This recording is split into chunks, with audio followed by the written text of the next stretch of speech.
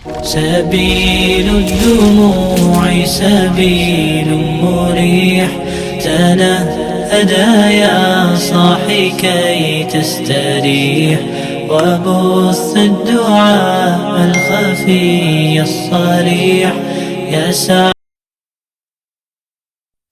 خوش نصیب کون ہے جو جوانی میں توبہ کرتے ہیں. جوان کی توبہ پہ عرش الہی جو اٹھتا ہے. تو خوش نصیب لوگ ہیں جن کو سچی توبہ کی توفیق نصیب ہوتی ہے. اور وہ لوگ جو اپنی زندگیاں یوں ہی بسر کر دیتے ہیں اور راہ مستقیم پہ نہیں آتے، آوارگی میں بسر کر دیتے ہیں، تو پھر منو مٹی تلے چلے گئے لوگ کہانی بھی بھول جاتے ہیں. تو قبل اس سے کہ وقت آئے مجھے اور آپ کو اپنی آخرت کے لیے ضرور کوشش ہونا چاہیے اور سچی توبہ سے اپنی آخرت کی تیاری کرنی چاہیے. کل کا پچھتاوا آج کے پچھتاوے سے بہتر ہے. کل کا پچھتاوا تو سوائے حسرت دکھ بڑھانے کے اور کیا ہوگا. آج کا پچھتاوا زندگی بدل دے گا. وقت پر کافی ہے ایک قطرہ بھی آب خوش اندام کا. جل گیا جب کھیت برسا می تو پھر کس کام کا. ایک روایت میں آتا ہے کہ اہل جنت جنت میں جا کر ایک حسرت ان کے دل میں ہوگی. حالانکہ جنت میں پہنچ کے کوئی حسرتیں نہیں ہوں گی، ہر حسرت پوری ہو جائے گی، لیکن ایک حسرت ان کے دل میں جنت میں پہنچ کر گئی. اور وہ کیا؟ جو چند لمحے خدا کی یاد سے غافل گزارے کیوں گزارے. تو خوش نصیب ہیں وہ لوگ جو اپنے لمحات کی قدر کرتے ہیں. تو آج موقع ہے، آج فرصت ہے. سورج مغرب سے نہیں چڑھا، توبہ کا دروازہ بند نہیں ہوا، اللہ کی رحمت کے در کھلے ہیں. روزانہ آواز آتی ہے کوئی مجھ سے معافی مانگنے والا، میں اس کو معاف کروں. اس کے حضور آج حاضر ہو جائیں. کل تو آنا ہی ہے. پھر جو کفن میں منہ چھپا چھپا کے آتے پھریں گے، اچھا نہیں ہے کھلے منہ سے چلے جائیں. پھر جو لوگ اٹھا کے لے جائیں گے، اچھا نہیں ہے خود اپنے قدموں سے چل کے اس کی دہلیز پہ چلے جائیں. وہ ایک مجذوب تھا، فقیر تھا، بازار میں کھڑا رو رہا تھا. کسی نے روک کے پوچھا کیا ماجرا ہوا، کیوں رو رہے ہو، کسی نے تنگ کیا ہے، دکھ دیا ہے، ستایا ہے؟ اس نے کہا کچھ بھی نہیں ہوا، بس ان لوگوں کے رویے نے دکھی کر دیا ہے. کہا کیا ہوا؟ کہا میرا یہ ذہن بنا تھا کہ میں ان کی اور رب کی صلح کروا دوں. تو کہا پھر کیا ہوا؟ کہا وہ تو مانتا یہ نہیں مانتا، وہ تو کہتا ہے ان کو لے آ میری دہلیز پہ، ایک آنسو سے سارے گناہ معاف کر دوں گا. لیکن ایسے کھوئے ہیں یہ الٹا مجھے بے وقوف کہہ رہے ہیں، یہ مجھے گھور رہے ہیں کہ تم کیا ہمیں بتا رہے ہو. اللہ اکبر. تو وہ تو مانتا ہے لیکن یہ نہیں مانتا. اگلے دن اسی فقیر کو دیکھا گیا کہ وہ قبرستان میں کھڑا رو رہا ہے. تو وہی شخص گزرا تو اس نے روک کے پھر پوچھا بابا قبرستانوں میں بھی روتا ہے اور بازاروں میں بھی روتا ہے، آج کیا مسئلہ ہوا؟ کہا مسئلہ میرا کل والا ہی ہے. کہا آج کیا ہوا؟ کہا کل ان سے مایوس ہوا تو پھر آج ادھر نکل آیا اور آج میرا پروگرام بنا کہ چلو ان کی اور رب کی صلح کروا. تو کہا آج کیا رکاوٹ ہے؟ کہا آج یہ مانتے ہیں وہ نہیں مانتے. تو قبل اس سے کہ ادھر سے انکار ہو جائے کہ اب وقت بیت گیا، اب تم نے وہ وقت گنوا دیا، ہم نے بڑی مہلت دی تھی تمہیں. ڈوبتا سورج تمہیں روز کوئی پیغام دیتا تھا، اٹھتے ہوئے جنازے تمہیں روز کچھ کہتے تھے، بڑھاپا تمہیں آوازیں دیتا تھا، تم چلتے تو ٹھوکریں لگتی تھی، یہ ٹھوکریں تمہیں کچھ کہتی تھی، لیکن تم نے کسی بات پہ غور نہ کیا اور لمبی زندگی کی امید پر تم نے مالک کی دہلیز کو چھوڑے رکھا. اب تمہارے لیے کوئی راستہ باقی نہیں بچا. تو قبل اس سے کہ وہ وقت آئے کوئی حجت باقی نہ رہے، زندگی کے جو 4 دن مجھے آپ کو میسر ہیں، ہم اللہ کے حضور سچی توبہ کریں. توبہ کی شرائط 3 ہیں. پہلی شرط یہ ہے کہ جو گناہ کیا ہے اس پر ندامت. دوسرا یہ ہے کہ اس کو ترک کرنے کا پختہ عزم مسمم. اور تیسری چیز یہ ہے کہ آئندہ اس کو کبھی بھی نہیں کروں. اگر یہ 3 شرطوں کے ساتھ کوئی اللہ کے حضور حاضر ہو جاتا ہے تو وہ سچی توبہ ہے. لیکن محض کسی مجلس کے اندر توبہ توبہ پکار اٹھے، جس طرح وہ گاڑی والا ایکسیڈنٹ دیکھتا ہے تو رکتا ہے، 5 لاشیں گری ہوئی ہیں تو وہ ٹیپ بھی بند کر دیتا ہے، سارے بس والے توبہ توبہ پکارنے لگ جاتے ہیں.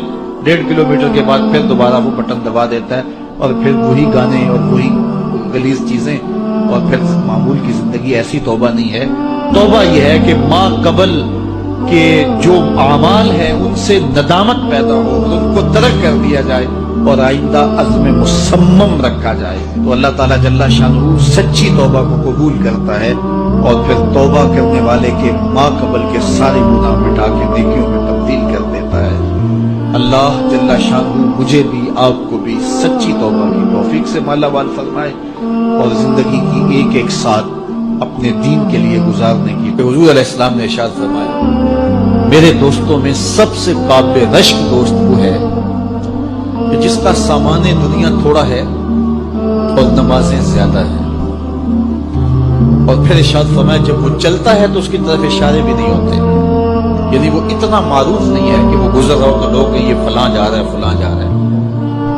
اور پھر حضور علیہ السلام نے اپنے ہاتھ سے وَنَقَدَ بِيَدِهِ، حضور نے ایسے چٹکی بجائی اور فرمایا اس کو موت بھی ایسے ہی آئی، موت بھی اس کو ایسے ہی آئی۔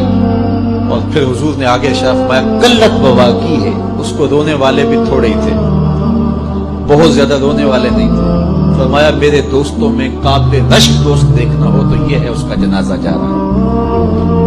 اللہ اکبر، یہ دنیا پہ آئے، ایک کونے کھجرے میں زندگی کاٹ دی، رزق حلال کمایا، معاشرے میں کوئی اتنی پہچان بھی نہیں بنی، بس آئے، بس زیادہ وقت مسجد میں گزرا، سجدے کثرت کے ساتھ تھے، حقوق العباد کا خیال رکھا، کسی کو دکھ نہیں دیا اور اپنی زندگی گزار دی۔ مرے تو زیادہ لوگوں کو پتہ نہیں چلا، اس کی کسی کو کمی محسوس نہیں ہوئی، اس لیے کہ معاشرے کے اندر وہ ایسا ہی نہیں تھا۔ لا یشار الیہ الناس، لوگ اس کی طرف اشارہ نہیں کیا کرتے تھے کہ یہ فلاں ہے یہ فلاں ہے، اس کا تذکرہ نہیں کیا جاتا تھا، نہ کسی شادی میں بلایا جاتا تھا، نہ کسی ولی میں بلایا جاتا تھا۔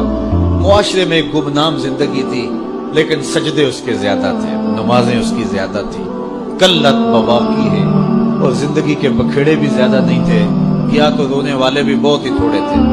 فرمایا میرے دوستوں میں قابل رشک دوست دیکھنا ہے تو یہ اس کا جنازہ جا رہا ہے، کیونکہ جتنا وزن تھوڑا ہوگا، جتنا بھار کم ہوگا، اتنا سفر آسان ہوگا۔ تو ہماری زندگی آخرت کے لیے گزرنی چاہیے اور ہم اتنا بوجھ نہ بنائیں کہ جو ہمارے لیے اٹھانا مشکل ہو جائے۔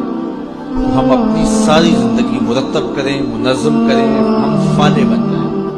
اور قرآن نے فلاح کی منزل بیان کرتے ہوئے پہلی چیز بیان فرمائی سورہ بقرہ میں کہ جس کے پاس ایمان کے بعد، کیونکہ اس دنیا پر سب سے بڑی دولت جو ہمیں دی گئی ہے وہ دولت ایمان، اور آخرت میں سب سے بڑی دولت جو عطا کی جائے گی بندہ مومن کو وہ اللہ کا دیدار۔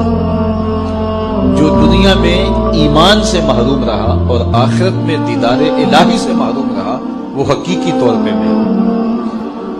تو میں اور آپ اپنی قسمت پہ بعض اوقات شکوہ بھی کرتے ہیں، حالات کی دکھن اور اڑن بھی ہوتی ہے، اور بڑے مصائب اور آلام ہیں جو ہمیں توڑتے ہیں اور وہ ہمارے خود پیدا کرتا ہوتے ہیں۔ جبکہ ہم جس قدر جن نعمتوں کے میسر نہ ہونے پہ شکوے کرتے ہیں، تو جو نعمتیں میسر ہیں ان کا اگر شکر کرنے کی عادت ڈال لیں تو شکر سے فرصت ہی نہ ملے۔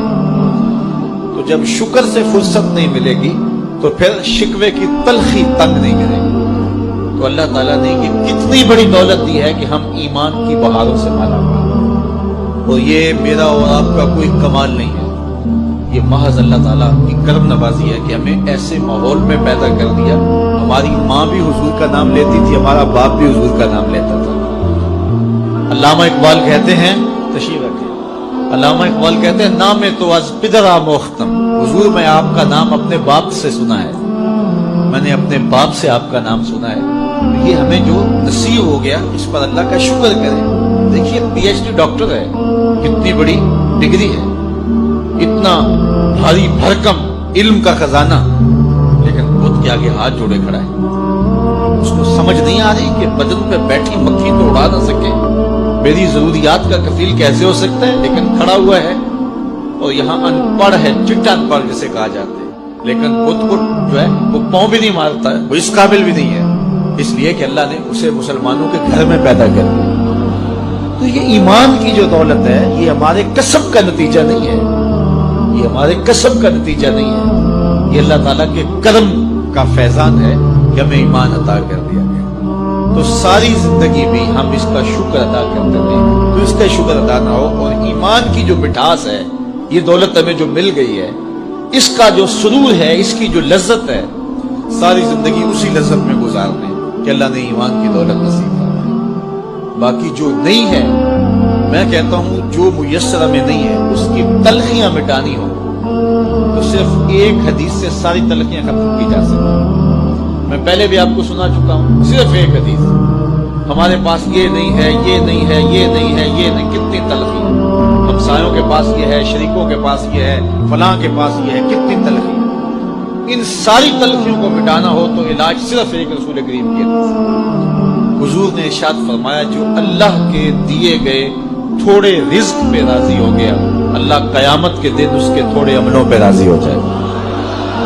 چل بندے موج کر، تو میرے تھوڑے پہ راضی ہو گیا تھا، میں تیرے تھوڑے عملوں پہ راضی ہو گیا۔ اب جتنی بھی محرومیاں ہوں، ساری تلخیوں کو مٹانا ہو تو یہ صرف ایک حدیث ہی کافی ہے، اور زندگی کی جتنی بھی خوشیاں ہوں وہ حاصل کرنی ہو تو یہ تصور ہی کافی ہے کہ میں مسلمان ہوں، میں ایمان والا ہوں۔ بڑے بڑے سائنسدانوں کو اسلام نہ مل سکا، بڑے بڑے جنہوں نے دنیا کو بڑا کچھ دیا اور زمانے پہ ان کا نام ہے، علم و دانش، ان پہ فخر کرتے، لیکن یہ دولت اسے نہیں دی گئی، اور یہ جو ہے وہ چارہ کاٹنے والے ایک دیہاتی کو مل گئی یہ دولت، تو وہ شکر نہ ادا کرے کہ مالک جو نیوٹن کو نہیں ملا وہ مجھے مل گیا۔ اتنے بڑے سائنسدانوں کو جو نہیں مل سکا، دنیا کے دانشوروں کو نہیں مل سکا، جو پوری دنیا کو چلاتے ہیں، پوری دنیا کی منصوبہ بندی کرتے ہیں، یہ دولت انہیں نہیں نصیب ہوئی اور مجھے ماں کی گود سے نصیب ہوگی۔ تو یہ تصور ہی نحال کر دیتا ہے کہ مجھے ایمان کی دولت نصیب ہوئی۔ تو یہ سب سے بڑی دولت ہے اور یہ فلاح کی پہلی سیڑھی ہے۔